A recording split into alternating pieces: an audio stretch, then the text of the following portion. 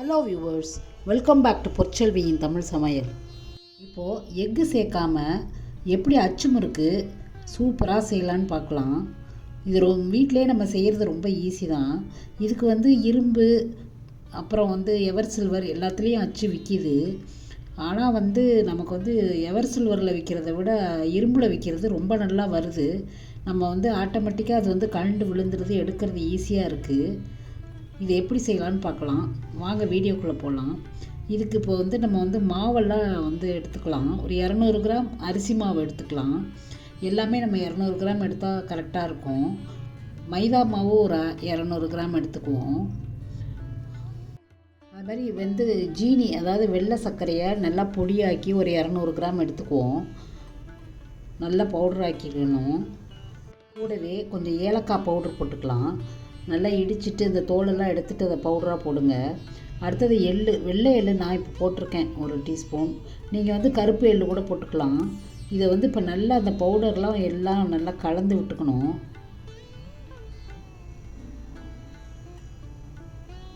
நல்லா கலந்துக்கிட்டு இதில் தேங்காய் பால் ஊற்றி நம்ம கலக்க போகிறோம். விஸ்கு வச்சு கலந்திங்கன்னா நல்லா யூனிஃபார்மாக இடமும் கட்டி வராமல் நல்லா கலந்து கொடுக்கும். ஒரு 1/2 கப்பு தேங்காய் பால், நல்லா கெட்டி பால் எடுத்து அதில் ஊற்றலாம். ஃபஸ்ட்டு இந்த கெட்டி பாலை ஊற்றிட்டு அப்புறம் நமக்கு தேவைப்பட்ட அளவு தண்ணிக்கு அந்த பாத்திரத்துலேயே கொஞ்சம் தண்ணி கொஞ்சம் கொஞ்சமாக விட்டு இதில் நம்ம கலந்துக்கணும். கலந்துட்டு பார்த்திங்கன்னா ஒரு ஈஸியாக அது ஃப்ளோவாகி ஊற்றுற மாதிரி இருக்கும். அப்போ தான் அது கரெக்டாக நமக்கு எடுக்க வரும். இதில் இன்னும் கூட ஒரு ட்ரிக் இருக்குது. ஸ்பூனில் அப்படி நீங்கள் விட்டு அடிச்சிங்கன்னா 2 பக்கமும் நல்லா அந்த மாவு ஒட்டி இருக்கும். அப்போ தான் அது கரெக்டான பதம்னு அர்த்தம். இப்போ நான் இதை எடுத்து ஊற்றி காமிக்கிறேன் பாருங்கள். அது அழகாக ஊற்றும். அது அந்த மாதிரி இருந்தால் தான் அது கரெக்டான பதம்னு அர்த்தம்.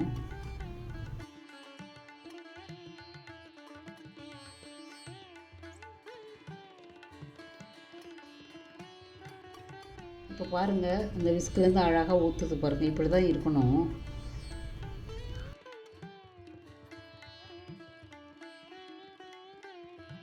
ரெடி ஆயிடுச்சு. ஒரு தட்டு போட்டு மூடி ஒரு 10 நிமிஷம் வச்சிடலாம். ஒரு வாணலியில் எண்ணெய் விட்டுட்டு நம்ம அந்த எந்த அச்சில் செய்ய போகிறோமோ அதெல்லாம் நல்லா ஹீட் பண்ணிக்கணும். ஒரு 3 நிமிஷமாவது அந்த எண்ணெயில் சுடு எண்ணெயில் இருந்தால் தான் நல்லா எடுக்க வரும். இப்போ எண்ணெயிலே இருக்கட்டும், நல்ல எண்ணெய் சூடாகட்டும். நம்ம அடுத்தது இதை எடுத்து மாவில் வைக்க போகிறோம். இப்போ பாருங்கள், அந்த மாவில் வச்சுட்டு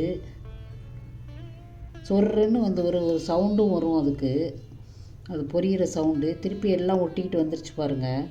இது ரொம்ப ஈஸியாக வரும். எண்ணெயில் அப்படியே நல்லா பொரிஞ்சு அது தானே அதுலேருந்து கழண்டு வந்துடுது பாருங்கள், கஷ்டம் இல்லாமல். இந்த ரோஸ் குக்கீஸ் பண்ணுற அச்சு தான் ரொம்ப ஈஸியாக வருது. மற்றதை விட தானே கழண்டு வந்துடுது, நமக்கு சிரமம் இல்லாமல். திருப்பி அந்த அச்சை அதிலே போட்டுடலாம், ஏன்னா அது சூடாகணும். இப்போ அப்படியே நம்ம திருப்பி விட்டு தான் அதை எடுக்கணும், ஏன்னா எண்ணெய் கோத்துக்கிட்டு வந்துடும் அந்த இருக்கிற பள்ளத்துலலாம். நம்ம அதை அப்படியே திருப்பிட்டு எடுத்துக்கலாம். அவ்வளோதான், நம்ம ரோஸ் குக்கீஸ் ரெடி ஆகிடுது. சூப்பராக நம்மளுடைய ரோஸ் குக்கீஸ், அதாவது அச்சு முறுக்கு ரெடி ஆகிடுச்சு. இது எக்லெஸ்ஸு. சாப்பிட்றதுக்கு நல்லா கரகரப்பாக ரொம்ப நல்லாயிருக்கும். இந்த தீபாவளிக்கு இந்த அச்சு முறுக்கு செஞ்சு அசத்துங்க. நிச்சயமாக இந்த ஸ்வீட் உங்கள் குழந்தைங்களுக்கு பிடிக்கும். நம்ம செய்கிறதும் ஈஸி தான், ஒன்றும் கஷ்டம் இல்லை. வேறு டைப் எதாக இருந்தாலும் நீங்கள் ட்ரை பண்ணி பாருங்கள். இந்த அச்சு தான் நல்லா வருது. இந்த தீபாவளிக்கு ஒரு சூப்பரான ஒரு ஸ்வீட்டு. இந்த வீடியோ உங்களுக்கு பிடிச்சிருந்தா லைக் பண்ணுங்கள், கமெண்ட் பண்ணுங்கள், ஷேர் பண்ணுங்கள், மறக்காமல் சப்ஸ்கிரைப் பண்ணுங்கள். மீண்டும் ஒரு பதிவில் சந்திப்போம். தேங்க்யூ ஃபார் வாட்சிங். வணக்கம்.